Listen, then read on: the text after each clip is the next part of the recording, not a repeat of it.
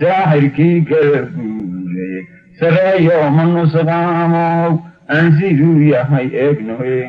كان سيد النظار.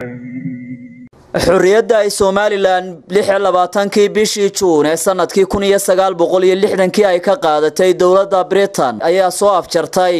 67 sanadood oo dawladda Britain ay ka talinaysay deegaamada Soomaaliland kadib markii Ingiriisku hogaamiyaasha dhaqanka ee Soomaaliland uu la saxiixday heshiis maxkamadeed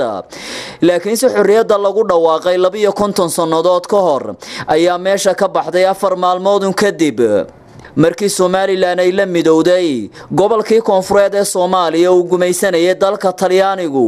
koodii bishii Julaay ee sanadkii 1960 iyadoo isla waqtigaasi lagu dhawaaqay Israaciil labada gobol oo ku midoobay Jamhuuriyadda Dimuqraadiga Soomaaliya ra'iisul wasaarihii dawladda daakhilaaniga ee Soomaaliland Maxamed Xaaji Ibraahim Cigaal ayaa ka hadlaya farqigii u dhaxeeyay labada gobol iyo caqabadii ka hortimid dawladda midnimada qaran. I think that the 80 years of colonial services, of colonialism in Africa, here the British, the French, and the Italian, has somehow imparted, to the people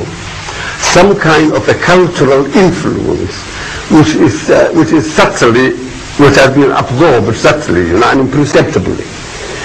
And we were surprised ourselves that in 1960 when we went there, before that, in every... dadka barta ama ku takhasusay cilmiga nafsiga ee aadamuhu waxay oranayaan isku mid ayaa tihiin asal ahaan laakiinse markaanu anagu tagnay ee aanu isku biirnay waanu la yaabnay dhaqankoodii iyo akhlaaqdoodii waayo gumaystii Talyaanigu wax badan ayuu ka bedelay arrimahaasi wax badan ayaanu kaga duwanahay anagu waayo dadka reer Soomaaliland Ingiriisku muu soo dhexgali jirin manuu faragelin dhaqankooda waxaanu kaga duwanahay dhaqanka sidoo kalena waxaanu kaga duwanin dhinaca muuqaalka. Isfahan waaga dhexmaray labada gobol ee midoobay ayaa cirka isku shareeray wax yarun kadib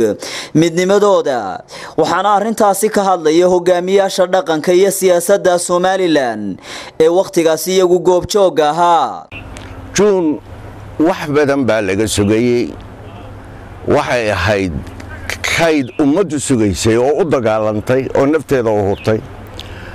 waxa xurriyadda dhig u ahaa horumar cilmi aqoon ummadoo dhaqaaleedu kobco waxyaalahaas oo dhan ayaa xambaarsanayd istiqlaalka laga qaadanayay Ingiriiskii ee ummaddu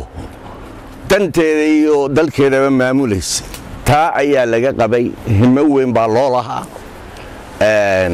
si aada ayaa dadku xiiso ugu hayeen waxaan ka xasuustaa dadku maalinta waqoofka xaramka Soomaaliya maantaasoo kala baahay nooca waqoofka la yahay kala baahay dadku jisbaysan yahay ee usjeerayo ee haddii maxuunkii haddana miga baydhaan oranayn